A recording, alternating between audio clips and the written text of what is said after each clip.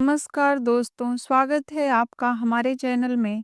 हमारी आज की कहानी है जिद्दी सास। रविवार का दिन ऐसा होता है, बस कहने को छुट्टी का दिन होता है। उस दिन तो व्यस्तता और भी बढ़ जाती है। काम करते करते 1 बजने ही वाला था, तभी उसे अपनी सास बिमला जी और आस्था के जोर जोर से बातें करने की आवाजें सुनाई दी। जरूर आज आस्था फिर से अपने सास से लड़कर चली आई होगी। आस्था उसकी ननद है, जिसका ससुराल इसी शहर में है। जब भी आस्था अपने ससुराल वालों से किसी बात पर लड़ती है, तो लड़ने के बाद हाथ में सूटकेस उठाए अपने मायके चली आती है। आस्था घर की सबसे छोटी और सबकी लाडली बेटी होने के कारण लड़कर आने पर भी उसके गैर जिम्मेदार हरकतों के लिए उसे समझाने के बदले बिमला जी बढ़ चढ़कर आस्था के ससुराल वालों को गालियां देने लगती हैं और उन्हें छोटी छोटी बातों पर कोसती रहती हैं। फिर लड़ाई का दूसरा अध्याय शुरू होता है। आस्था के पति अजय और दूसरे दिन बुलाया जाता है और छोटी छोटी बातों पर, जो हर घर में सामान्य रूप से घटित होती है, उनके लिए उसे देर तक ढेरों बातें और ताने सुनाए जाते हैं। अजय और उसके परिवार का रहन सहन काफी साधारण सा है, जबकि उसके ससुराल का रहन सहन आधुनिक था। इसलिए वह थोड़ा अपने ससुराल वालों से वैसे भी दबता था और चुपचाप सारी बातें सहन करता था। आस्था को वापस साथ ले जाता। जल्दी से स्नान कर शीतल रसोई घर की तरफ लपकी ही थी, तभी बिमला जी की नजर उस पर पड़ गई। शीतल को सुनाकर तेज आवाज में बोली, लो महारानी के पूरे 3 घंटे का राज स्नान समाप्त हुआ। न जाने कौन से उपटन मले जा रही थीं कि घर में तूफान आ जाए, पर इन्हें कोई होश ही नहीं रहता। हालांकि उसकी सास अच्छी तरह से जानती थी कि संडे को हफ्ते भर का ढेर सारे कपड़े जमे होते हैं, जो शीतल को ही धोने होते हैं। फिर भी बेटी की भड़ास शीतल पर निकाल रही थी। वैसे भी काफी देर हो गई थी, इसलिए शीतल चावल बनाने के लिए पानी चढ़ाकर डब्बे से दाल निकालने लगी। तभी रसोई घर के दरवाजे पर खड़े आनंद की सख्त आवाज ने उसे सहमा दिया। सुबह से घर में बैठी जाने कौन सा पहाड़ तोड़ती रहती हो कि घर कोई आ जाए तो उसका स्वागत सत्कार करना तो दूर की बात है, तुम्हें तो मिलने तक की फुर्सत नहीं मिलती। कोई मरे या जिए तुम्हें क्या है, हर समय अपना ही दुख तलाशती रहती हो। 1 बजने जा रहा है, इसलिए मैंने सोचा पहले चावल ही चढ़ा दूं, क्योंकि अम्मा जी ठीक 1 बजे खाना खा लेती हैं। फिर इत्मीनान से आस्था से बात करूंगी। शीतल के जवाब पर आनंद के ताने शुरू हो गए। बहुत एहसान है आपका कि छुट्टी के दिन भी 1 बजे तक खाना तैयार हो जाएगा। घर में गिने चुने 4 सदस्य हैं, उनमें बच्चों को मम्मी ही संभालती हैं। फिर भी नखरे ऐसे दिखाओगी कि दिन भर काम ही करती रहती हो। आनंद जैसे आया था वैसे ही बड़बड़ाते हुए चला गया। वह भी दावल दाल चावल के लिए चूल्हे पर चढ़ाने के लिए पीछे पीछे ड्राइंग रूम में आ गई, जहां सोफे पर आस्था बैठी आंसू बहा रही थी। वहीं बगल में उसकी सास बैठी आस्था के ससुराल वालों के बारे में जली कटी सुना रही थी। जैसे ही उसकी नजर शीतल पर गई, एक कुटिलतापूर्ण मुस्कान उसके चेहरे पर लक्षित हो उठी। एक हमारे घर की बहू है, जो इस घर में बैठी हर वह सुख भोग रही है जिसकी कभी उसने अपने माता पिता के घर में कल्पना भी नहीं की होगी। और एक हमारे घर की बेटी है, जो जाने किस जन्म का पाप भोग रही है। कितना भी ससुराल वालों के लिए करे, पर उनका मुंह फुला ही रहता है। कितना दिया था हम लोगों ने अपनी बेटी के विवाह में, बहू के परिवार वालों की तरह हाथ हिलाते नहीं भेज दिया था। फिर भी हमारी बेटी एक दिन भी चैन से नहीं रह पाती है। शीतल बात का रुख पलटने के लिए आस्था से बोली, चाय पियेंगी आप? वैसे खाना भी तैयार हो ही चला है। आनंद बीच में ही बोले, बहुत जल्दी चाय की याद आ गई आपको? यह भी नहीं सोचा कि यह कोई चाय पीने का समय है? पूछ लिया, बड़ी मेहरबानी की। अब जाओ, जाकर खाना लगाओ। कब से हम सब भूखे बैठे हैं।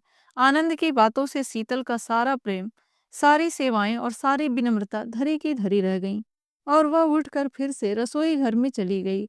इधर उसकी सास का रोना शुरू हो गया। हमारी तो किस्मत ही खोटी है। बहू मिली तो वह भी किसी ढंग की नहीं, दामाद मिला तो वह भी वैसा ही है। हमेशा अपनी माँ के पल्लू से ही बंधा रहता है। पति की खुदगर्जी और सास का अन्यायपूर्ण रवैया शीतल को डंक की तरह चुभ रहा था। फिर भी सारे अपमान को झेलते हुए वह सामान्य होने की कोशिश करते हुए काम में लग गई। हर बार की तरह फोन करके अजय को बुलाया गया, पर इस बार अजय ने आने से साफ साफ इनकार कर दिया। अजय का कहना था, आस्था स्वयं ही घर छोड़कर गई है तो स्वयं ही लौटकर आए। बहुत दबाव डालने पर भी वह किसी भी कीमत पर आस्था को लेने आने को तैयार नहीं था। आनंद ने सभी हथकंडे अपनाए, पुलिस की धमकियां भी देता रहा, लेकिन आस्था के पति और ससुराल वाले अपनी जिद पर अड़े रहे। दोनों पक्षों में से कोई भी झुकने को तैयार नहीं हुआ। शीतल अपनी सास और आनंद को जिद छोड़कर समझौते की सलाह देना चाहती थी, लेकिन वह यह भी अच्छी तरह से जानती थी कि उसके बोलने का घर वालों पर कोई असर नहीं होगा। उसकी सास ने उस घर में कभी उसके ससुर की तो चलने ही नहीं दी, फिर उसकी क्या हैसियत थी। हर एक बात का फैसला बिमला देवी ही करती आई थीं। बच्चे भी माँ के नाक में दम कर चलते हुए एक तरह से ज्यादातर उद्दंड और स्वार्थी स्वभाव के हो गए थे।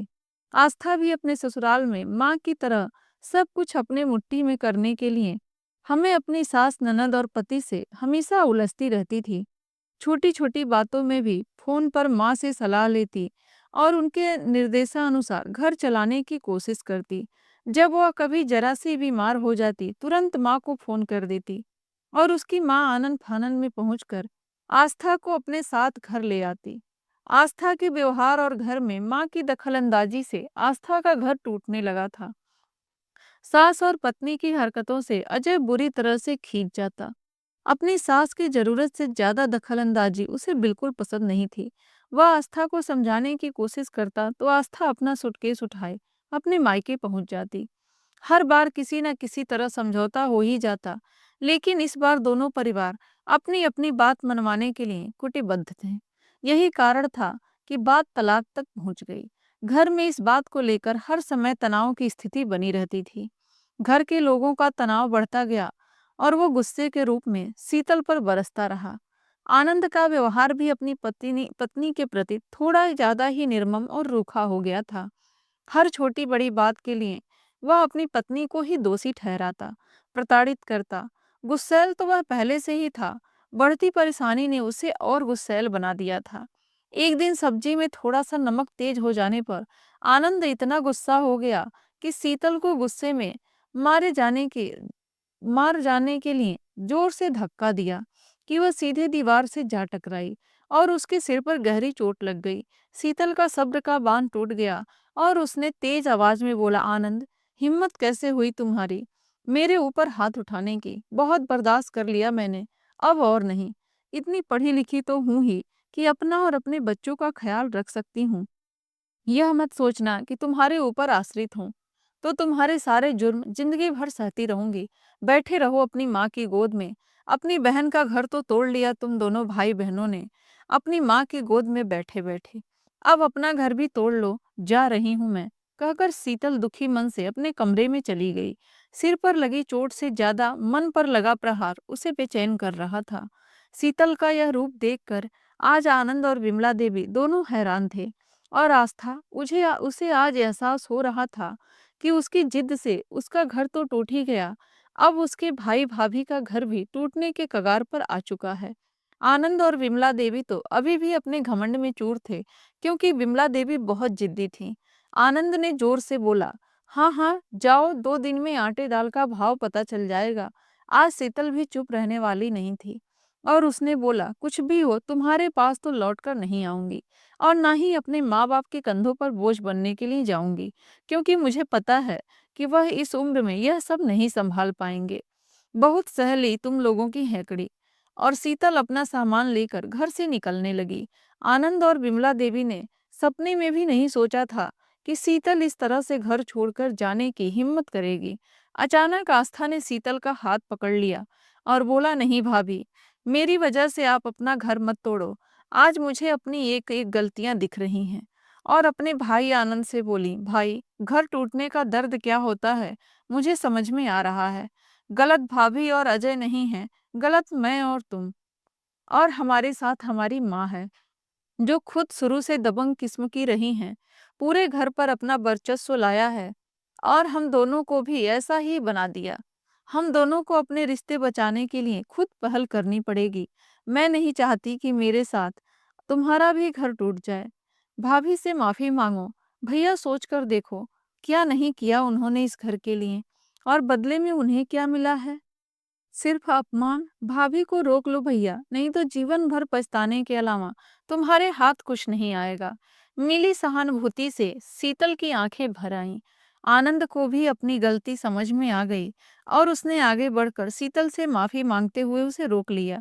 पर बिमला देवी, वह तो अभी भी अपनी जिद में चूर थी और बोल रही थी, करो दोनों भाई बहन जो करना है और अपने अपने पति पत्नी के पीछे घूमते फिरो, कोई इज्जत नहीं रह जाएगी तुम दोनों की। शीतल ने आस्था से बोला, नहीं आस्था, तुम अपने सारे अभिमान को भुलाकर अपने ससुराल लौट जाओ। सिर्फ एक बार पूरी ईमानदारी और धैर्य से ससुराल के लोगों के साथ सामंजस्य बैठाने की कोशिश करो, सब ठीक हो जाएगा। दूसरे ही दिन बिना किसी को कुछ बताए ही आस्था अपने ससुराल चली गई और फोन करके अपनी माँ को बता दिया, यहाँ हर तरह से ठीक है, किसी को भी उसके लिए परेशान होने की जरूरत नहीं है। एक हफ्ते बाद आस्था अपनी पति के साथ सबसे मिलने मायके आई। दोनों ही काफी खुश नजर आ रहे थे। आते ही अजय ने अपनी सास और आनंद से माफी मांगी और सीधे दोनों शीतल के कमरे में आ गए। कमरे में आते ही आस्था शीतल से लिपट गई। भाभी, आपको किन शब्दों में धन्यवाद करूं? आपने मेरा घर टूटने से बचा लिया। आप नहीं होती तो जिंदगी में न जाने में कितने कष्ट झेलती, इसका मुझे खुद भी अंदाजा नहीं। खाने की टेबल पर आस्था अपनी माँ से बोली, माँ, आज से आप मेरी चिंता नहीं करेंगी। मैं अपना घर अपने हिसाब से चलाऊंगी। करनी है तो भाभी की कीजिए, तभी इस घर में सच्ची शांति आएगी। अगर आपका इस तरह से कठोर व्यवहार सहते सहते कहीं भाभी टूट गई तो घर पूरी तरह से उजड़ जाएगा। मेरी सास से तो आप आशा रखती हैं कि वह आपकी बेटी को अपनी बेटी समझे, आपकी बेटी के अधिकार को समझे, तो फिर सब बातों से आप भाभी को क्यों वंचित रखती हैं? थोड़ी देर के लिए खाने के टेबल पर शांति छा गई। आस्था के ससुराल जाते ही विमला देवी आनंद से बोली, बहू, बहू को लेकर आज कहीं घूमने चला जा, जाकर थोड़ा सा फिल्म वगैरह देख कर आ। बच्चों को मैं संभाल लूंगी और मैं आज रात का खाना खुद ही बनाऊंगी। आज सच्चे मायने में बिमला देवी के बेटे और बेटी का घर बस चुका था, क्योंकि बिमला देवी अपने जिद के आगे सुधर चुकी थी और उनके जिद्दपन में बदलाव आ गया था।